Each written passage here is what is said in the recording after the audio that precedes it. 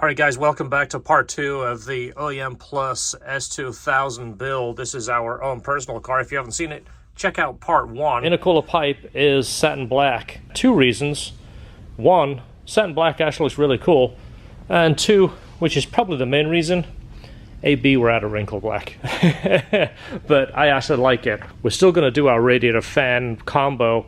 It's just not in right now because we really want to get to find out if this kit works. It's not all about just finishing it and, you know, saying, hey, it's done. We want to make sure it works. One of my concerns, I don't know yet, is the airbox going to flow enough air? I know the intake will and the filter will, but now we're relying on this little square here. So some of the testing we'll do is whatever the wastegate is set up, we're going to run it with the airbox together and then take the lid off and see if it actually makes power. Also, I'd like to do a testing is to do the valve with and without. Right now, the valve is going to open at 4 pounds of boost, so the transition should be seamless. 2.5, I don't know where that will choke it, so I'm actually going to pull the hose off and run it directly through the 2.5. One of the things I might do is end up doing the intercooler black. I don't know yet.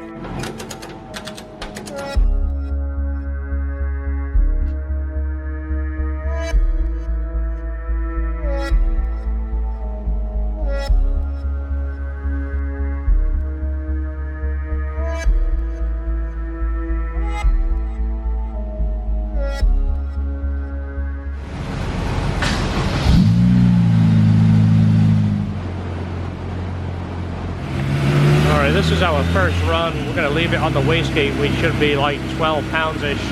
I'm going to go back there and verify the valve opens.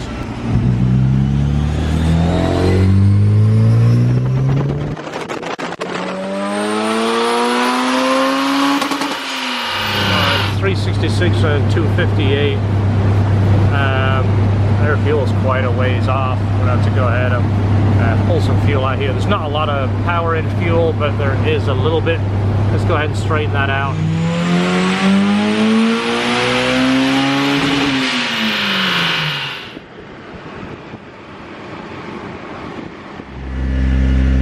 Time to do a little experimenting.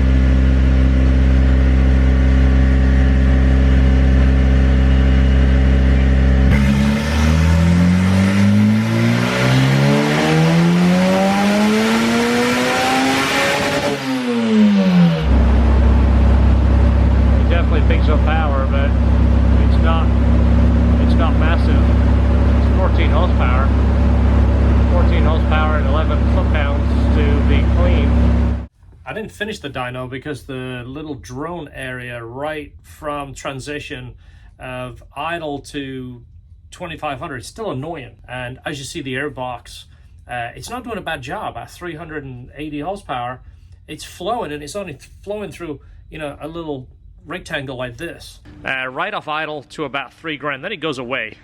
Well, I'm actually thinking this section here, I made it too good. It's too much of a merge, so I think more airflow is going down this 2.5 pipe. This is essentially what we have right here, and it's right in this bend right here, so exhaust is prominently going to flow every bit this way. So there's a handful of exhaust I've been looking at, including a couple of NSX exhausts that we've installed, and this is one of the ways a lot of the companies will do it. They'll branch off in a 90 degree, that way the exhaust isn't basically promoted to go that way. So we built a Helmholtz resonator, the same dimensions and the same placement as the factory exhaust. It's round. On the AP2s, they're kind of like a more streamlined design, but we kept the dimensions pretty much the same. But from reading around and doing a little bit of digging, it seems like there's a lot more signs in these once you start changing pipe diameter and obviously airflow. The diameter, from what I see, needs to match the size of the actual pipe. And then to make it a quarter wave, I believe on this car it's going to have to be about 30 inches long, and that isn't something I can fit in there, and I don't want a second pipe going halfway down the car. I just don't like the look of it. My idea is here, and again, I'm just kind of sharing what we're finding. We're not producing this. We're not going to, you know, keep it a secret. So if it works, I'm going to kind of share it with you. So this, as opposed to branching off this way, I think it needs to branch off here in a 90-degree angle to the pipe. That way the exhaust flow is passing this, it comes through the muffler here, bounces back, comes back down the pipe, and then goes this way. All right, so some of you guys are probably thinking I'm nuts right about now. This is going to be like the third modification to the exhaust. George is off today. We usually take a Friday a month off. Well, he wanted this Friday. He's going to a concert with his wife. So it's just me. So I'm going to be finishing that exhaust. And I think the exhaust flow is obviously too much of a straight path. So this pipe, I think we're going to come back a little bit and come maybe straight in the side here. From the back, I want it to look normal. You're still going to see that pipe crossing there. You're not going to notice it going further back and going into the side. It's going to look the same. I want it to look decent. I'll come somewhere around here and come straight. What I'm going to have to do is cut this section out. I'll cut into this bend right here, right at that weld, and this weld here, and replace that section first. That's actually went this way around. I used the Sawzall, so it kind of bashed in my pipe, which kind of sucks, but this is the section I'm going to replace. I see how much of an opening there is there, and because it's cut on a bend, it's actually a larger opening than the 2.5. So basically going to replicate that piece, use a bend and try and get close to that shape, put it back together, and once I get the passenger side 3-inch one squared up and tacked together, then I can start making the other side.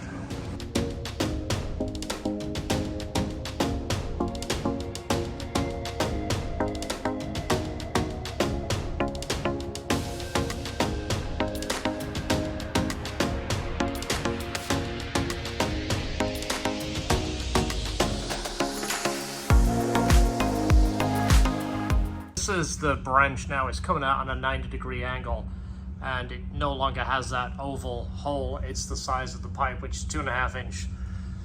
It's better. It's almost perfect.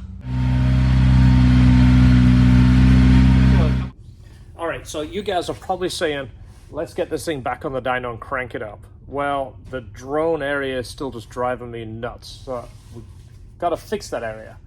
And it's only at like 2,000, 2,300. Then it goes away. So that's the point where we're trying to fix. This is a little bit too big to be in that spot as a resonator, so we're going to give this a shot, chop it down. We do it with MagnaFlows, but we've never done it with a Tycon, have we? No. So if you're interested in seeing what's in a $400 muffler, we're going to measure and chop so much off this. I think about 2 inches. Yeah, about 2 inches. And then try and keep this cap and bring this cap forward. Looking at this, this cap sits inside of the can, whereas the MagnaFlows go on the outside.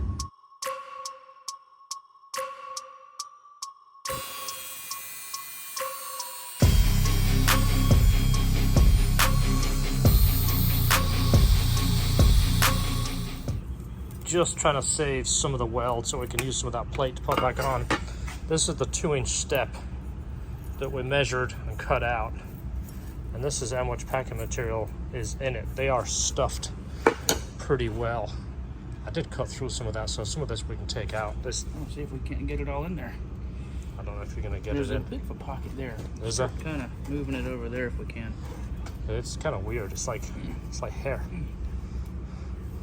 So we're gonna slip that end plate back over this perforated core, and then weld that to that. And then of course the edge here. Then this we're going to cut off and then weld a piece of plain pipe. Then we should have basically the same kind of resonator as we've made with our MagnaFlows in the past. This stuff is pretty cool. It doesn't feel like fiberglass. I'm sure it's a synthetic material of some kind. So this, I want to go ahead and clean this on the sander and just put a little bit of an edge on it and see if we can get it to tuck inside of that can.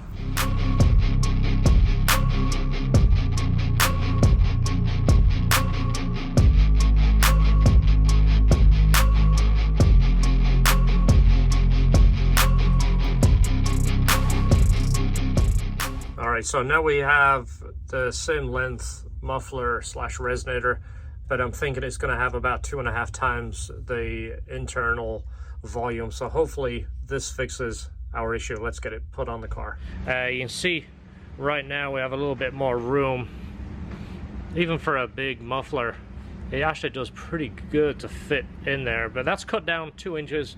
Obviously now we see it, we could have maybe gone another inch, but we don't want to be hitting that crossbar right there, so I think we should be good.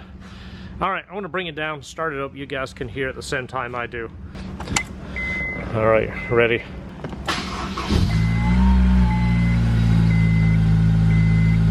All right, so this fast idle, it's at like 1750. This was the most drone area right here on fast idle. Bring it up a little bit.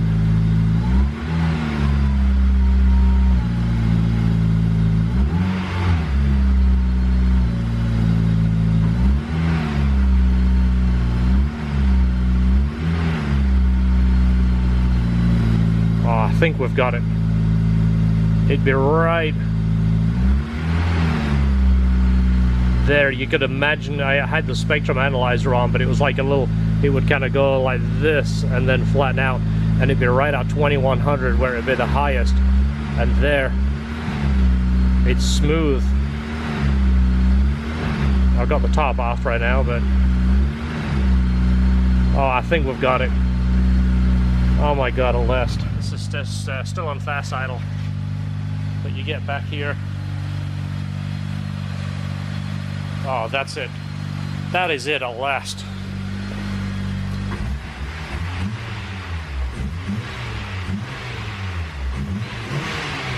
Yeah. That's it.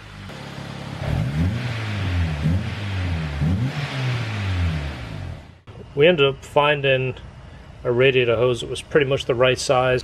I didn't get a chance to share with you. The intake temps were sitting at 90 degrees and usually will be around 100, 105. So the airbox is doing a really good job. The area here, I'm thinking we're gonna bore a hole in there to allow air through. I don't want to put it in the bottom of the box because the fans are going to be blowing that way. Over here, it's kind of sealed. There is a hole here. I could be really trick and put a tube routing in there. The only downside is George mounted the boost controller right there. We didn't actually touch this yet. It's still off. That turns it up. It's still off. So we've still got room to go. We need to turn it up a little bit. Might have to find somewhere else to put that. Maybe we'll put it on this wall right here, then the rivets, you're not going to see it. And then I'll just cut a hole in here, because obviously when the turbo is under full tilt, this is sucking all the air it can. This is the only inlet, so there might end up being a slight vacuum in this box. And obviously you saw it did lose a little bit of power. So that's not a big deal. I think I'll unbolt this. I'll move that location and put a good size hole right behind here just to let a bit more air in the box. Now we have a big 3-inch hole right there. I moved the boost controller so we can still get to it. It's still going to have plenty of airflow here, airflow here. A few guys that noticed I had mismatched clamps here. I did fix them. I put them both the same so they match, and then match this. So we should be good now. Let's get it back on the dyno. I'm happy with the sound. I just started it 2 or 3 more times just to make sure I'm not nuts. And it sounds fantastic. I just had a buddy of mine come by and he watched the video and I told him my dilemma with the exhaust and just started it for him. First we'll run it the way it is and confirm that the box works.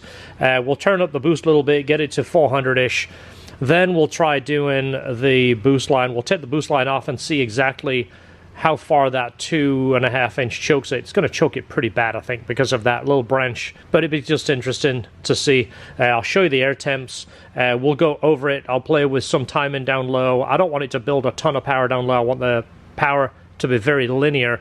So I've actually took a little bit of power out. But I'll play with that a little bit and kind of share some of my findings with you. After that, there is some changes going on over here and some changes going on at the back. As you see, the gas cap is missing, so we'll show that on the next episode coming up. Also on the next test, we're going to basically see if our dual cast system is working. We're going to test that against a test pipe And then I also have a really large cat that's coming. It's a 6-inch diameter diesel cat that should flow every bit that we need. So I'm interested to see basically how well each one of those works. So if you're interested in that test, stay tuned. I did order a pressure gauge for the exhaust system too, so I can see exactly what the back pressure is between the cat and the turbo system, because I want to see this for myself. And if you're interested, we'll share the results with you. So if you're building your turbo kit, you want to keep a cat on the car like myself, and you don't want to lose power, this might be some good information for you. I'm not going to keep doing the massive teasing, but I do have something else for the S2000 I'll show you. Next episode is going to be finishing the dyno, then we'll talk about this, but I think this is something you guys will love. I'm super excited about it. Really enjoying getting back to the S2000. As you saw, I got rid of a couple of cars, so it's freed up a little bit of time, space, and money to finish the S, which is why we are doing it. Oh, what the hell, I can't tease you anymore. There's the wheels going on.